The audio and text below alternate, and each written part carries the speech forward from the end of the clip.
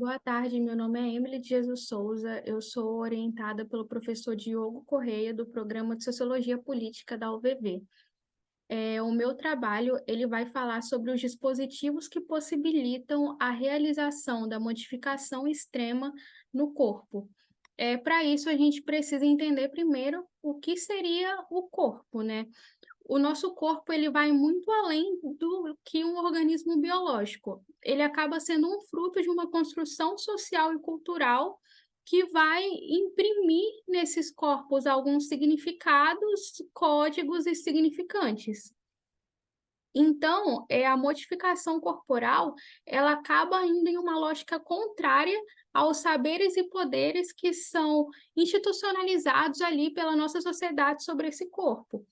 Então, a gente precisa ter em vista que a modificação corporal, ela acaba sendo alterações que são realizadas no corpo de forma deliberada e que ela tem essa característica ali de ser permanente, reversível, e elas são extremas e também pouco convencionais. Um exemplo dessas modificações seria o eyeball, que é uma tatuagem no olho, seriam algumas bifurcações, escarificação e até remoção da parte ali do próprio corpo.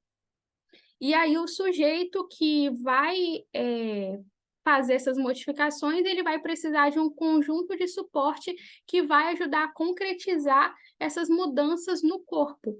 E aí é isso que esse trabalho vai se propor a estudar, a entender quais que são os dispositivos ali que serão necessários nesse processo. Então, o primeiro dispositivo levantado são os dispositivos associativos, que são ali algumas associações que vão servir como uma força potencializadora e até mesmo como um obstáculo dentro dessa comunidade. E aí o primeiro ponto seria a influência das mídias sociais que vão ali estabelecer um contato com os outros modificadores e acabam produzindo alguns efeitos para que eles possam entender a si mesmo e também para entender esse processo de mudança. Um outro elemento também seria uma plataforma digital que tem ganhado algumas forças de articulação para pensar essa comunidade freak.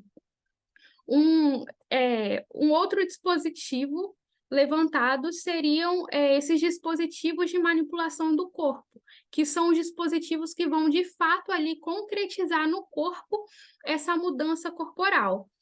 E aí, essa mudança ela é realizada por modificadores corporais que eles não têm nenhuma especialização na área e realizam os seus estudos sobre as técnicas de forma independente. Então, esses procedimentos, eles acabam apresentando riscos de danos que são irreversíveis, assim, para as pessoas que fazem. E isso vai fazer com que algumas pessoas adiem de fazer a técnica nesse momento, com a expectativa de que, no decorrer dos anos, aconteça um aprimoramento dessas técnicas. E aí, com esse trabalho, a gente acabou percebendo que, apesar da existência de dispositivos que vão permitir a efetivação dessas modificações, elas ainda são muito frágeis, porque os dispositivos associativos que existem ali, eles não são tão estruturados assim, eles não são organizados.